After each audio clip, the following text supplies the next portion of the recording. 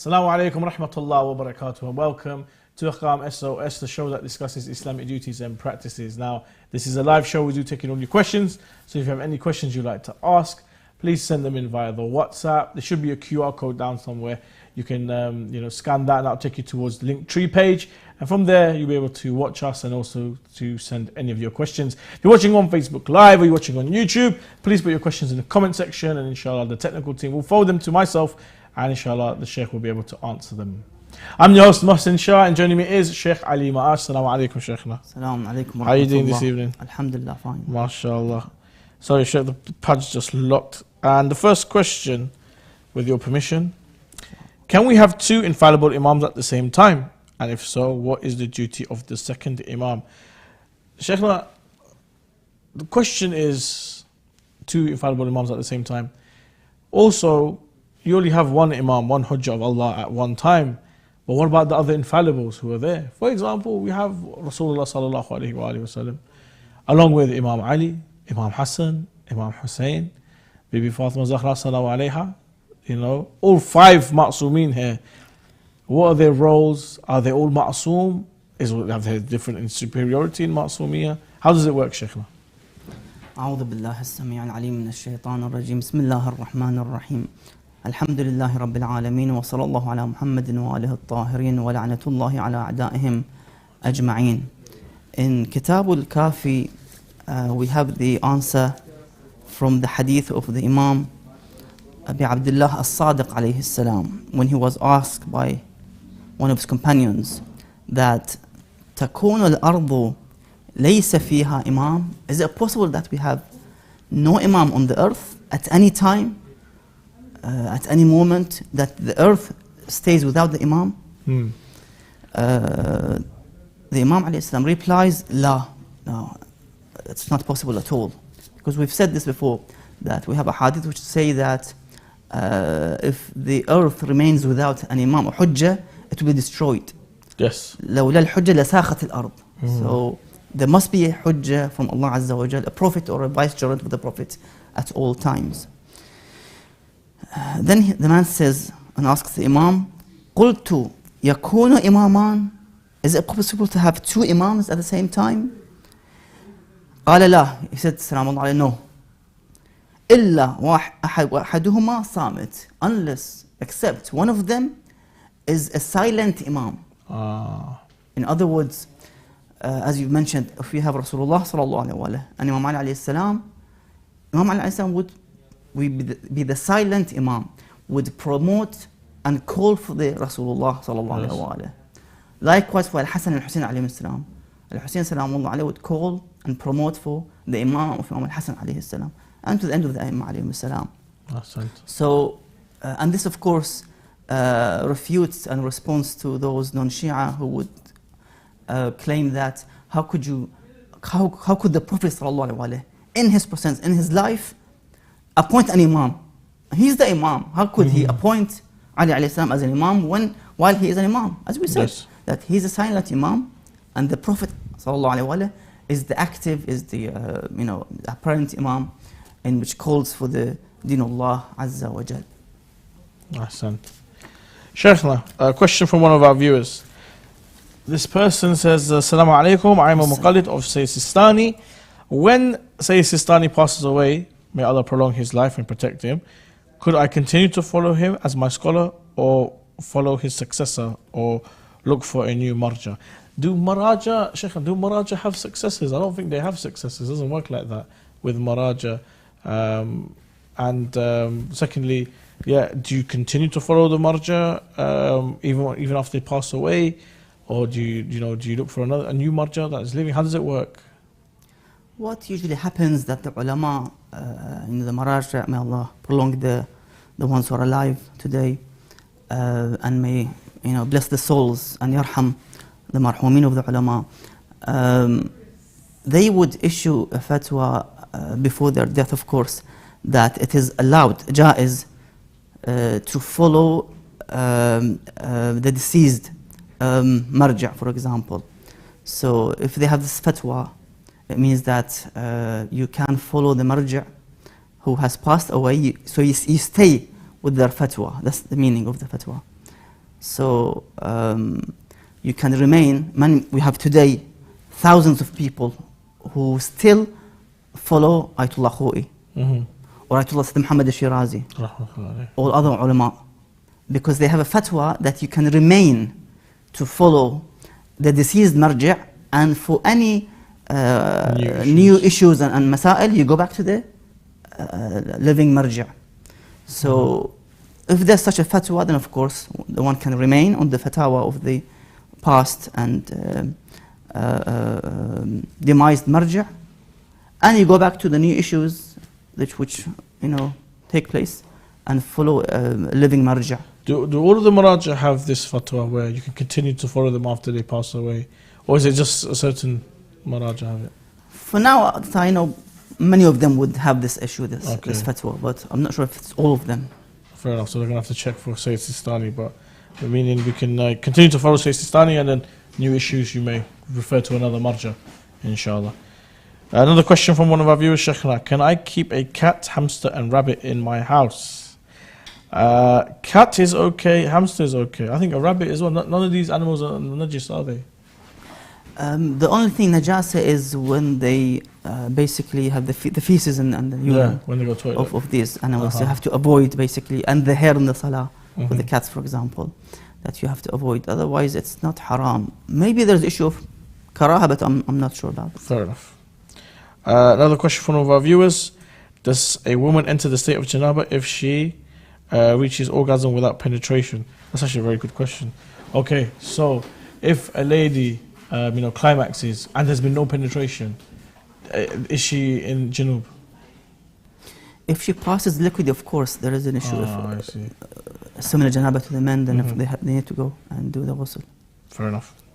Sheikhna, if a woman comes to decide on a particular candidate for marriage, is it permissible for her to look at him for the purpose of finding out more about him, given the possibility of a sense of pleasure unwillingly taking place in the process? So, I guess it happens to guys as well as ladies. Sister is looking to, for a spouse. She's introduced someone, and she wants to, see him, talk to him, and so forth. And let's just say he's a very charming, handsome man, like myself. And, she gets excited and so forth. In this situation, is this okay? Is this halal? How does it work? If it's a genuine and truly intention for the purpose of marriage, then of course they can look at each other with this purpose of marriage. But of course they have to avoid lustful looks and any pleasure-based looks. That's important for the one who is looking forward for the marriage purpose. Sheikh, if grape or its juice comes to boil on its own, can we still consume it? Basically, if somebody boils the grape juice, then it becomes haram to consume, but it remains tahir and pure. And to be able to consume that grape juice, you have to boil 2/3 of this juice, the grape juice specifically, so you can consume it, and becomes halal to consume after evaporating 2/3 of the amount in that pan or saucepan. Right. From His Eminence, the Grand Ayatollah Sistani, what is the ruling of eating the meat of a kangaroo, which is found mostly in Australia? The Sayyid mentions that as a wajib ihtiyati or obligatory precaution, one should avoid eating the meat of the kangaroo. It's not permissible, in other words. One should avoid it. Fair enough. From His Eminence of Ayatollah Sistani, I'm a virgin girl but independent financially. Is it necessary to obtain my guardian's permission for marriage? So Sistani's opinion on someone who's a lady who's financially independent. Yes, the Sayyid and others would also have this opinion that, be it fatwa or ihtiyat wujubi, that they have to seek permission if the girl is virgin, to ask the father or the paternal grandfather, the father of the father, basically. Only those two individuals have the authority over the girl. If she's virgin and for the purpose of the marriage, they have to go to one of those two individuals. Assalamu alaikum, Sheikhna. If you suspect someone near you is a victim of a jinn, Is there anything you can do for them to help them, such as prayers and du'as? You know, we get a lot of questions in regards to black magic and, you know, exorcism and so forth. I think we have to mention again the Shia position on exorcism or interaction with jinn. We Shias, we don't really, you know, believe that jinn can possess you and so forth like that. Furthermore, the cases of humans interacting with jinns is very, very low, and I don't think majority of them are probably made up. They're not even real. But Sheikhna, if someone here is assuming that there's a victim of a jinn, whatever that means, what can they do dua wise or something to help them? Well, you just answered the part of the question. I mean, mainly one should initially try to solve the issue medically and seek medical assistance. That's one side of the answer. The second side is to go back to some experts in this field. There are individuals, pious people who would write ad'iyah, would, you know, ta'weez, or whatever is known, which they can carry with in their pocket, in their, you know, hang in their neck, and so forth, to carry that dua to protect them from such situations. So you have to seek medical advice and also spiritual advice from those who can offer you these ad'iyah and verses. Fair enough. Sheikhna, from one of the viewers, what is the significance of wiping our hands over our face after reciting Surah Fatah or Dua? That's a really good question. So Sheikhna, when we're, you know, doing Dua and so forth, and then we do this at the end, Pakistanis do it a lot. What's the... I mean, we have in some of the narrations that after you recite a specific surah, you wipe your hands on the face. So mustahab, to get the blessing and the barakah. So, but not in salah, outside the salah. I see. I see. Ahsant. Sheikh, more questions coming in from our viewers. Is spending on the family is spending on the family the same as giving it away when it comes to money earned inadvertently from a haram source? You see, you have to go back to your marja' or the rep of your marja' with the issue of the haram money gained, and try to solve the issue with them, because you cannot use that haram money, be it from na'udhu billah, theft or bribery or any means of haram, selling, you know, haram products. For example, let's say alcohol, as we mentioned, to sell pork or alcohol is not allowed and permissible. So yes, one in this case should go back to the marja' to see if they can solve the issue in somehow. Sometimes the halal and haram money is mixed. So you have to go back and ask for what's known as musalaha, settlement. They might take out as khumus, for example, part of it, and so forth, so to purify that money.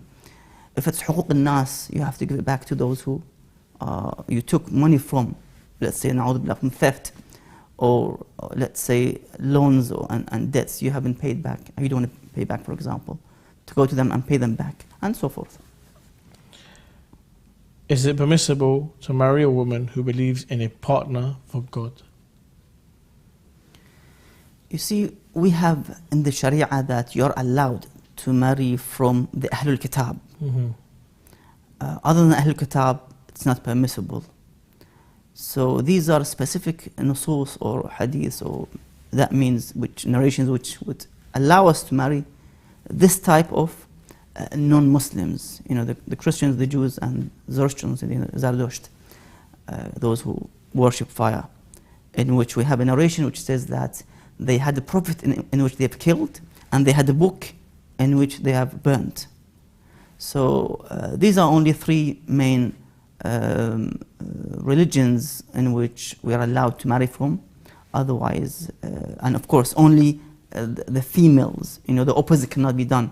They can't marry from us, from our sisters, because that's not permissible. So from one-sided, you know, permissibility of this issue. So yeah, I mean, other than those three religions, we cannot marry from any other religion. Ahsant. Sheikh, another question here for one of our viewers. Banks in the West give loans, known as mortgages, to those who do not have enough money to buy houses. This is to be paid back in weekly or monthly installments with a high rate of interest.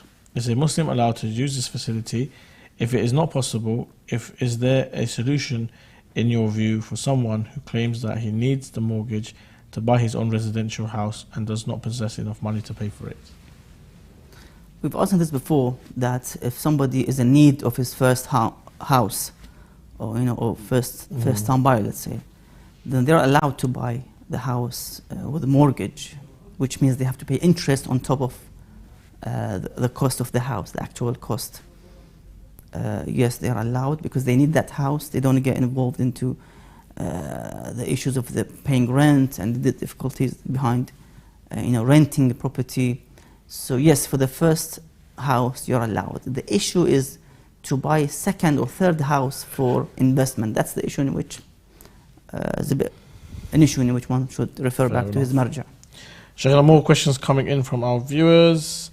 Assalamu alaikum. Is it permissible to eat lobster, crayfish and snails? If not, why? They're all haram to eat because we have narrations with this regard. I mean, I brought a couple of hadith with this regard that the Imam Salamullah alayhi says that eat from the fish which has scales.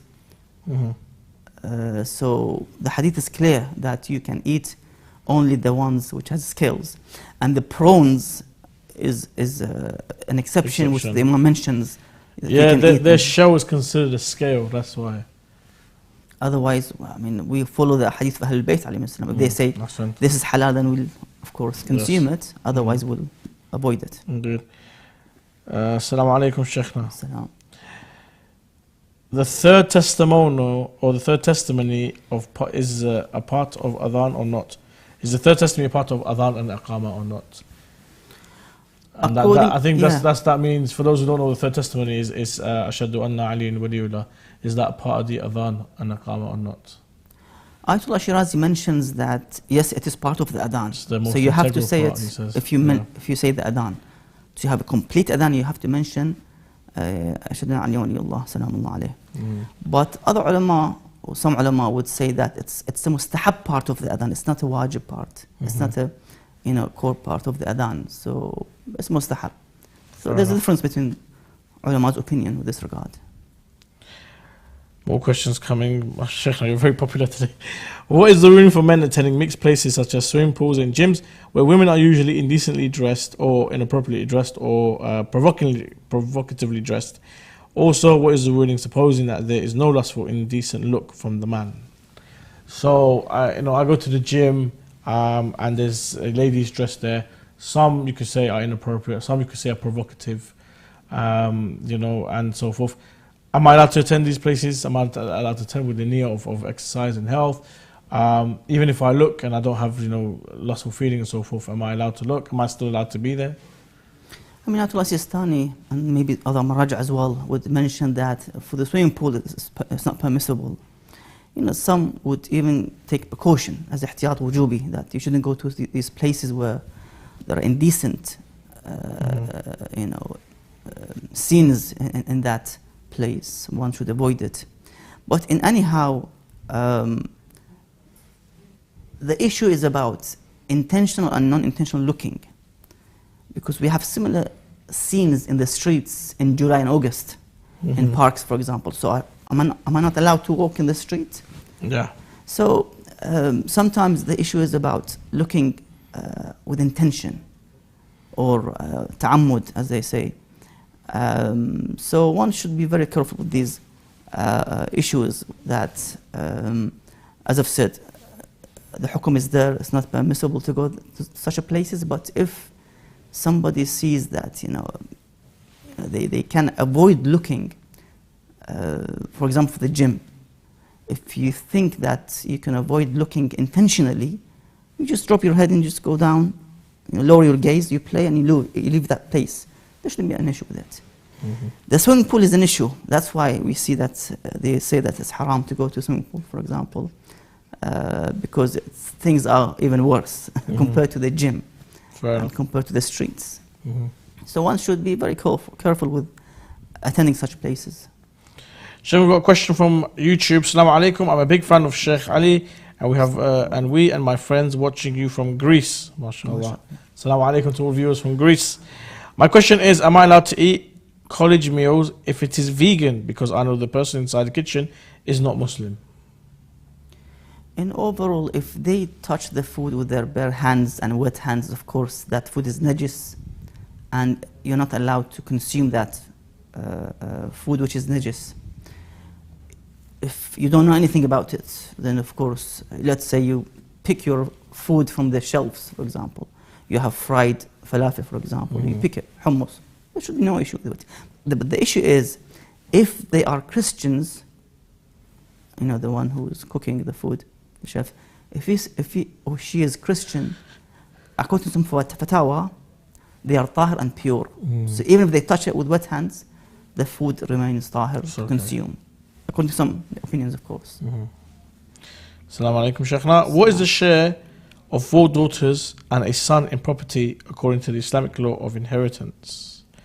Property, I'm not sure. Normally, 2/3 to the sons and 1/3 to the daughters. But isn't that money? I'm not sure if that's to do with land or not. للذكر مثل حظ الأنثيين. So the male gets the full share and the females get the half share. But this all depends on, you know, needs a lot of investigation, because you have to sit down and see if they have, for example, parents, brothers, and so forth. Fair enough. Assalamu alaikum, Shaykhna. If the father gave the authority of spouse selection to his mature and working daughter and made it clear that he will be happy to accept her choice, can the girl do temporary marriage with a guy she wants without any further consent of her father? Right. This is a bit interesting. So we have ijaza is given to the daughter for spouse selection. However, can she do temporary marriage with the person that she wants to do it with without her father's consent? What the ulama says is very clear, that a virgin girl needs permission from her father or the paternal father for the marriage. See, the permission here, the consent isn't given for the marriage, it's given for that she can choose who she wants to choose to get married to, but not like, to marry the individual. Anyhow, this is the fatwa, that they have to, or at least the ihtiyat wujubi, at least, that they have to seek the permission from the father. That's the main thing. Okay, Shaykhna. Assalamu alaikum. This is from WhatsApp. Can I take a business loan where I have to pay interest, or should I take the loan which is Sharia compliant? With the Sharia compliant loan, they take a percentage of your profit. However, this has to be approved by an Islamic scholar who I do not believe is a follower of the Ahlul Bayt. Which one is better to apply for? Jazakallah khair. You see, of course, the option of the Sharia-based loan is, of course, the best choice, because now we have what is known as a mudaraba in the fiqh, that they take your money and they invest it, and they give you share of the profit at the end, part of the profits share. Of course, that option would be the best.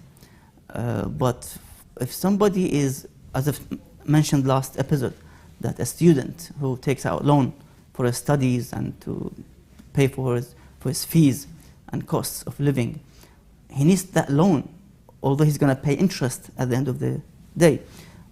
If he's compelled, then he can do so. So if somebody's compelled, they can take out loan and pay interest. Otherwise, they can't. Fair enough. Shaykhna, we're going to go to a short break. Join us after the break as we continue our discussion here on Ahkam SOS.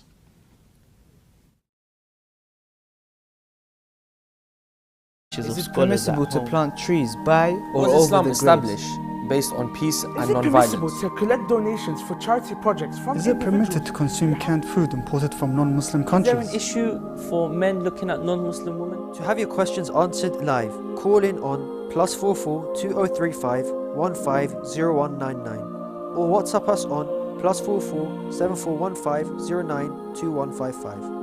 Alternatively, you can also email us on Ahkam SOS at imamhussein.tv.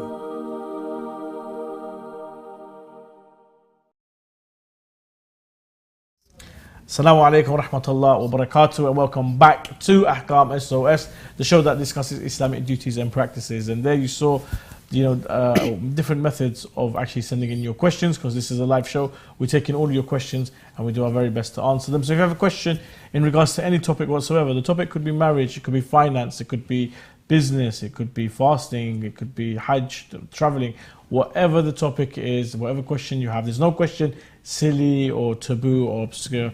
It is our duty in order to research and find your answers for you.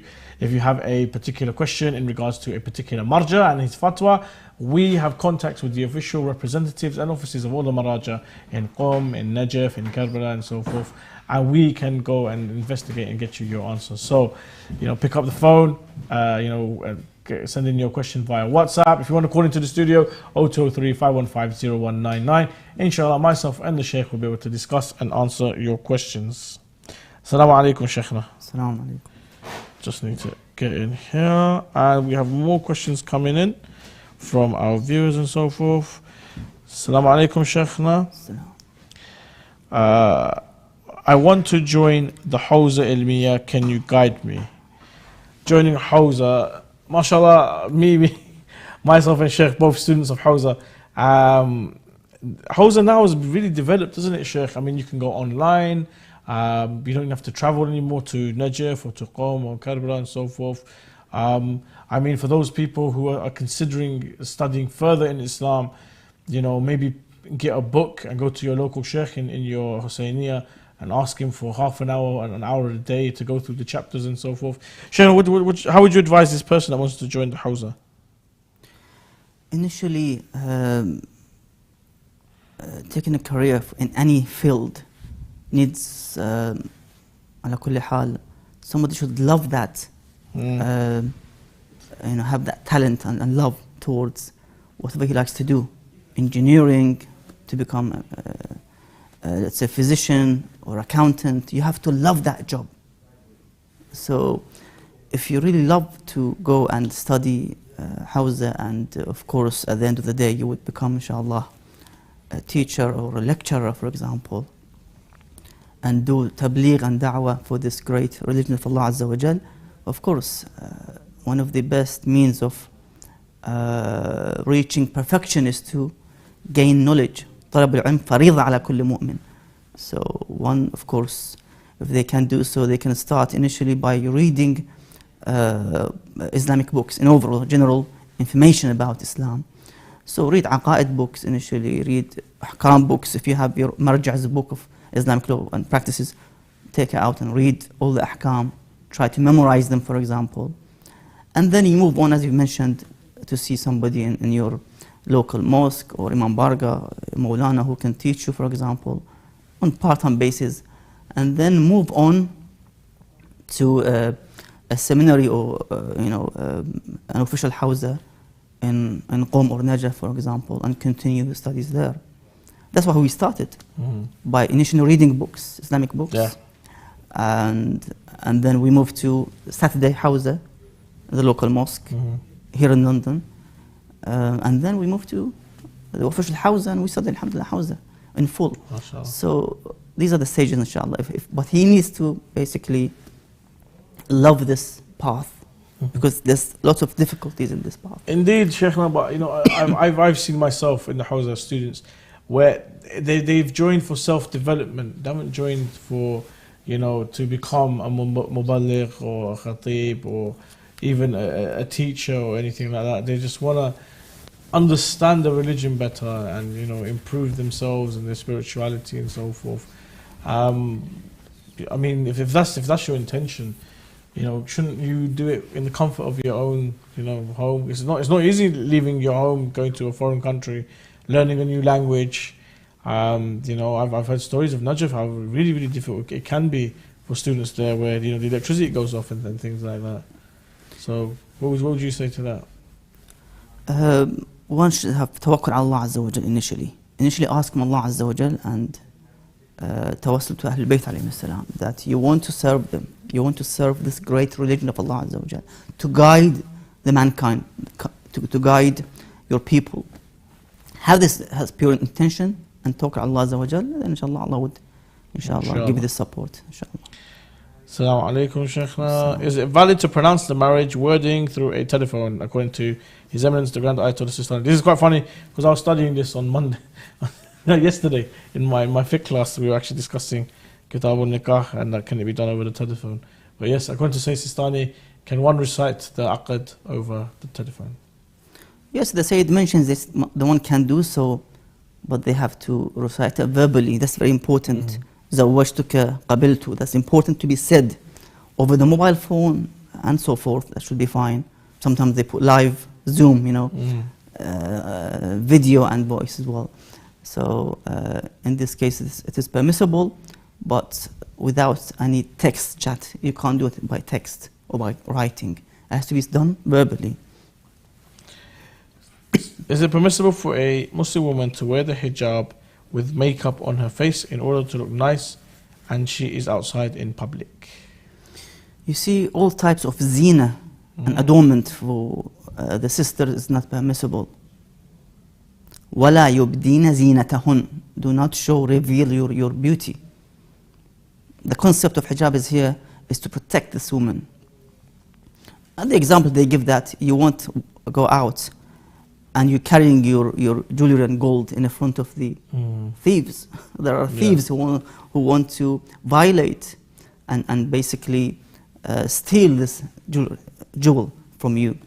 That's why we protect our wealth in the bank, in the safe box, and so forth, away from the eyes of the intruders and those who want to penetrate and, you know, take all these assets and wealth.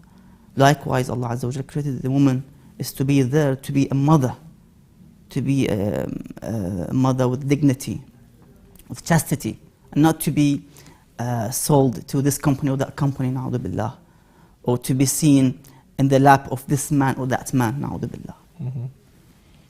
MashaAllah. Shaykhna, a question in regards to the nikah, reciting over the telephone and so forth. How does one, perform the nikah if he cannot speak, if he's mute? What happens in that situation? Someone's asking. The reality is you have a wakil, isn't it? This is the usual way, exactly. I mean, no one really recites their own. Exactly, nikah. yeah. So, which is allowed, by the way. You can do that. Yes, of course. You have two, let's say, Maulanas, for example. One takes the wakala from the girl, one from the boy, and they recite with each other the nikah, and they can listen, or watch if it's through the Zoom, for example. Inshallah. Assalamu alaikum, Shaykhna. When we pray Salatul Jum'ah, we are told not to pray Salatul Dhuhr. However, I noticed that as soon as the Salat Jum'ah is over, our Imam gets up and prays 4 rak'ah, presumably Salat Dhuhr. I am confused. Please advise me whether to pray Salatul Dhuhr as well as Salatul Jum'ah or not. Today's fatwa is that Salatul Jum'ah is wajib takhiri. In other words, you've been given two choices, and one of them is wajib. Either you pray Dhuhr or you pray or Jum'ah. Jum'ah, not both. Not both. But some would say that it's mustahab, encouraged, that when you finish your Salat al-Jum'ah, the 2 rak'ah, you pray Dhuhr as well with it afterwards. Ihtiyat. Istihbab. Istihbab. Ahsant.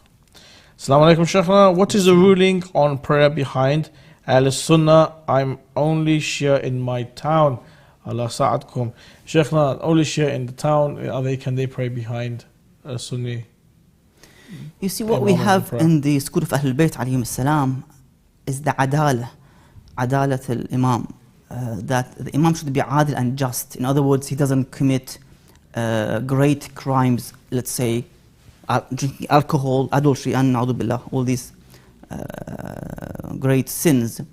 So if he is adil and he is the full of Ahlul Bayt alayhim salam, imami, 12 imami, then you can pray behind him. Otherwise, you have to make sure that he is adil, and that's to do with the Shia imam. Let alone the non-Shia imam, in which you can't pray behind him. Your salah will be batil. So even with the Shia imam, you have to gain, as they say, ihrazul adala. You have to gain that he is just, that he is adil. Otherwise, you can't pray behind him. Even if it's a Sheikh or Sayyid, you have to gain the adala, that he is adil. He is not, let's say, zalim. He is not a corrupt person, for example. He is not a criminal, for example, and so forth. That he's a just person. He does the wajibat. He leaves the muharramat, the great sins, and so forth. Yes, to pray behind a non-Shia is Salah is not accepted. Unless there's taqiyya issue, those who live in Afghanistan, for example, some areas, extremists, they don't know if he's a Shia, for example, that's a different issue. Yeah. But here in the UK, I don't think it's this much of an issue. Shaykhna, assalamu alaikum.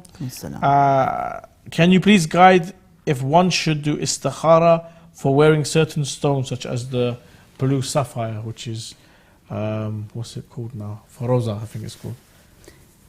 In overall, istikhara is there if somebody is in hesitation and indecision. I'm not sure what's going to happen if I do this. Shall I buy this car? I'm not sure if it's a good car, for example. I did all the search, all consultations and investigations, but I couldn't reach to a conclusion. Then I asked Allah Azza wa Jal for His support. So I take let's say, istikhara to see if it's good or bad. If it's good, then I can do this. Otherwise, if it's bad, I have to avoid it. So with this situation, if they are in hesitation and indecision, they can take istikhara. Yes, why not? Fair enough. Assalamu alaikum, Shaykhna. Do I raise my voice in reading surahs when praying for Ruha, Salat, Dhuhr on Friday? Yes, it's mustahab precaution, istihbab, ihtiyat istihbabi for the one who prays Salat al-Dhuhr on Friday to recite Hamd and Surah aloud. Otherwise, it should be silent. From YouTube, Assalamu alaikum, Shaykhna. Is it important to respect Allah in prayer? I think it's important to respect and remember Allah subhanahu wa ta'ala in all your prayers and throughout all your deeds throughout your day. But yes, Shaykhna, is it important to respect Allah in prayer? We have this problem in the salah that when we start and we say Allahu Akbar, we almost go to different thoughts and ideas, and we try to... We're on autopilot. Even some people would find their lost belongings. There was a guy who he lost his keys. Yeah. And he went to pray to see where he put the keys. Yeah. And he actually remembered in the salah where he put the keys. Yeah. So the shaitan is very strong in the salah. He comes from your right side, left side, top side, bottom side, front and back, 6 sides just to destroy and ruin your salah.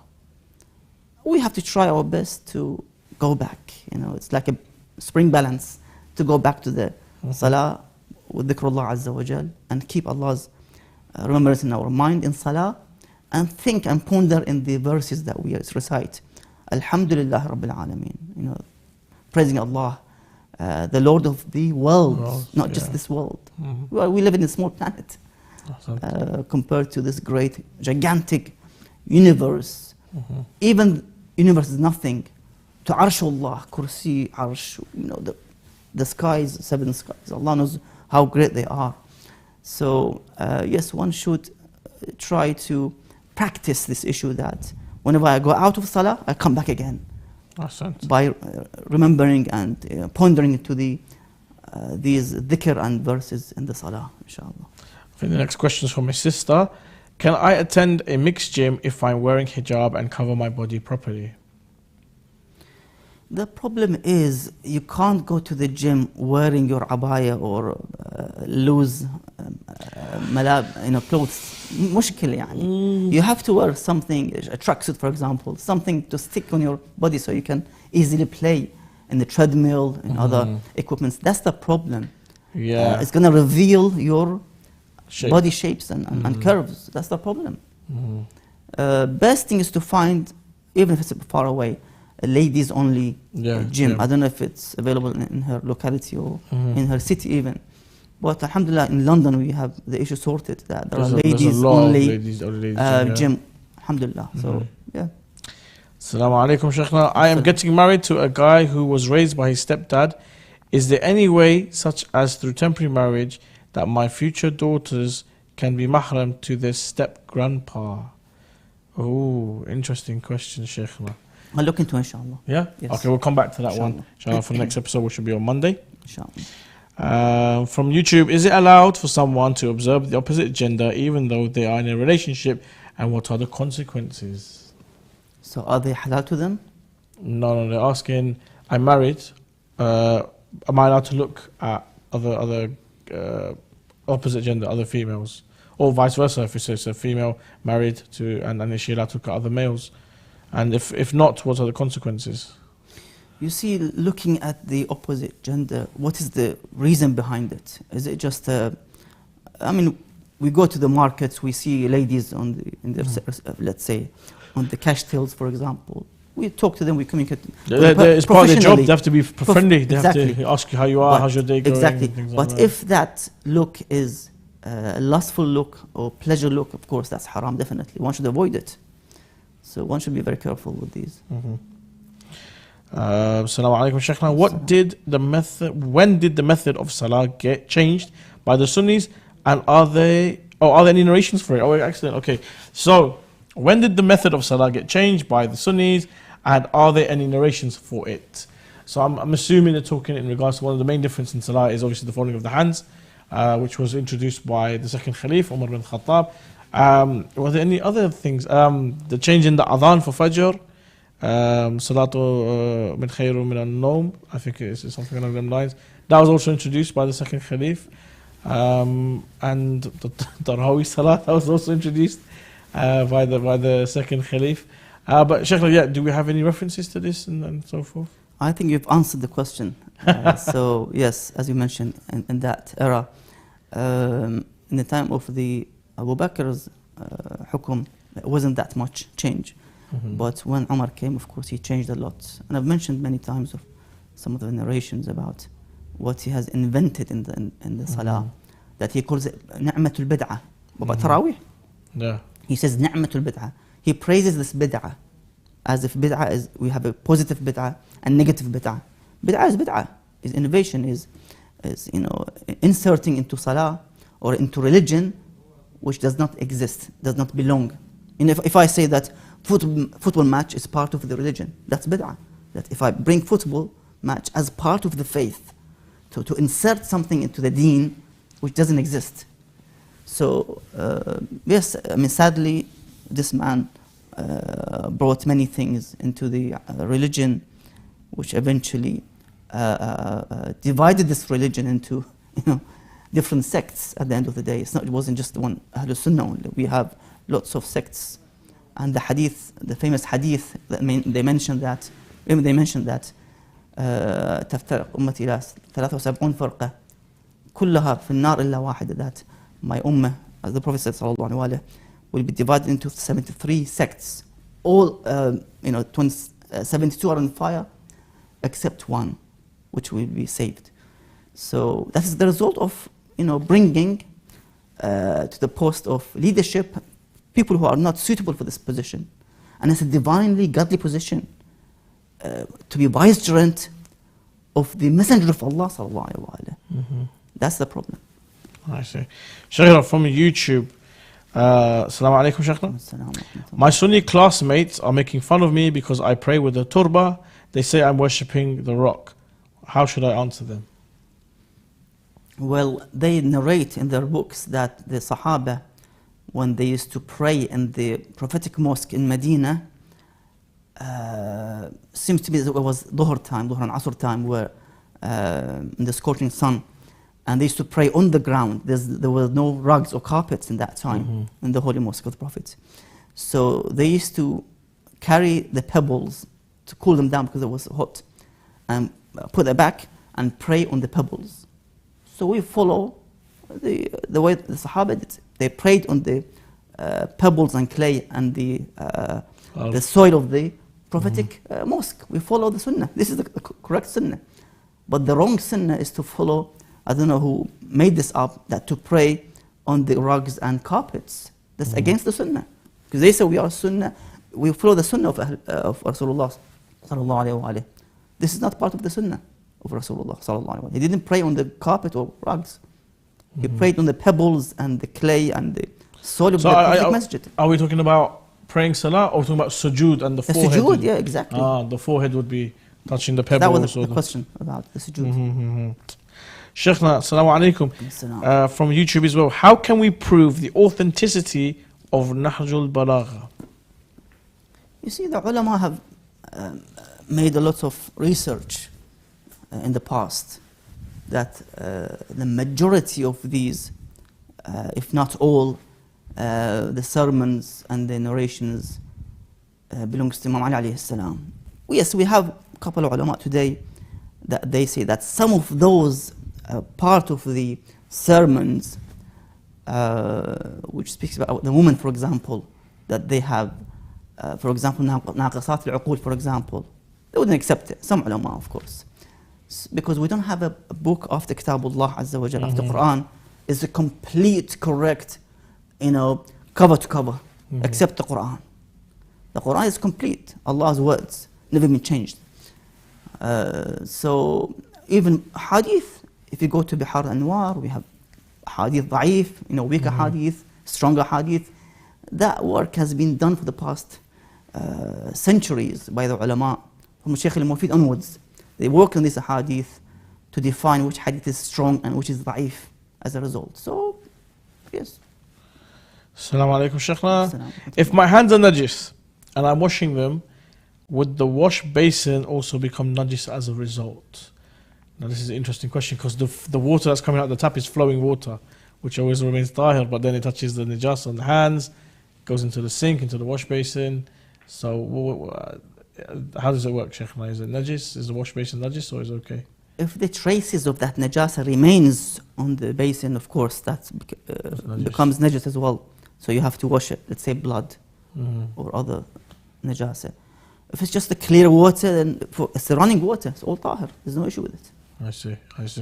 I mean, a good thing is to actually use a tissue before. Remove the najasa with tissue and then wash your hands. There's less chance of najasa spreading. Final question, Shaykhna, for today. Should a woman get divorced from her Sunni husband when she comes to know after her marriage that the Shia sect is the right one to follow? Okay, so I'm assuming this person is saying that this lady has accepted the school of the Ahlul Bayt. Should she divorce her Sunni husband, or should she continue to remain with him? If she can remain patient and sabira, and may Allah Azza wa Jal guide the husband as well one day. So if she can remain without her aqidah being, weakened as a result, because sometimes the husband forces or with influence that you have to change your aqidah from Rafida, all these accusations against us that this is wrong, you chose the wrong path, you have to change it. If her aqidah remains intact of following Ahlul Bayt alayhim salam, then of course she can remain as a wife of this non-Shia husband, and may Allah Azza wa Jal guide the husband and even her children as well, inshallah. Inshallah. Thank you so much, Shaykhna, for your time. I know you go through a lot of research in order to answer these questions. And thank you to all of you for joining us on this episode of Ahkam SOS. If you have any questions you'd like to ask, please send them in via the WhatsApp, and inshallah we'll be able to answer them on Monday's episode. If we didn't answer your question, we do apologize. We will try and roll them over onto Monday's episode, and inshallah join us then here on Imam Hussein TV 3. Assalamu alaikum wa rahmatullahi wa barakatuh.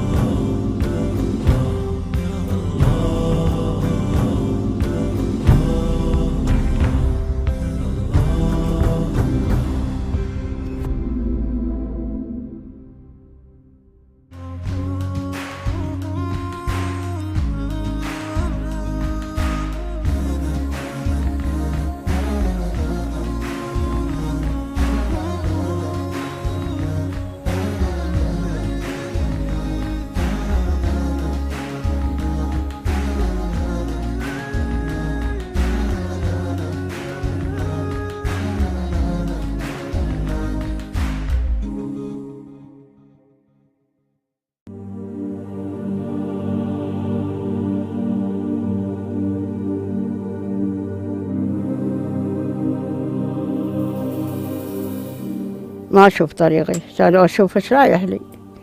لا طريقي ما أشوفها. هسه أنا وين تحكين ما زبيت هيك ما عنده قريب عنده معدة عندي كلاس غالية يعني ما نخرج يعني أنا كل أسبوع أنا أشتري دواء كل أسبوع دواء يعني ما يلحق عليه الغلب ذابحني بالغلب شاودة النخابر اليوم ما عندي اجاني يضطرني فلوس عشان اشتري العلاج الغلب هذا اول البارحة ودتني للمستشفى سووا لي تخطيط طونا علاج طونا بر قالوا لي تعبان فدنا مرة عنده معدة عندي صدر علاجات كلت قلبي هذا الخفقان اشتري كل اسبوع 10 خفقان رقم 10 اخذ ب2000 دينار ب10 حباب ما يسوى لي 5 ايام اخذ الحبايه رجفها عند تصير بي رجفه اخذ الحبايه شويه يسكن علي محتاجه غير علاج تعطوني علاج تديرون بالكم علي وانا ما عندي كل شيء ما عندي راتب ولا كل شيء وهو خبر اختتع ياخذ امي هذا لي شهرين هنا لا دق علي لا قال امي وين صارت لا قال لا انا دق علي موبايلي وقال يمه وين انت شلون صرتي شلون لا والله انا ويا وجدك محمد ما دق علي موبايلي وقال يمه شلون صرت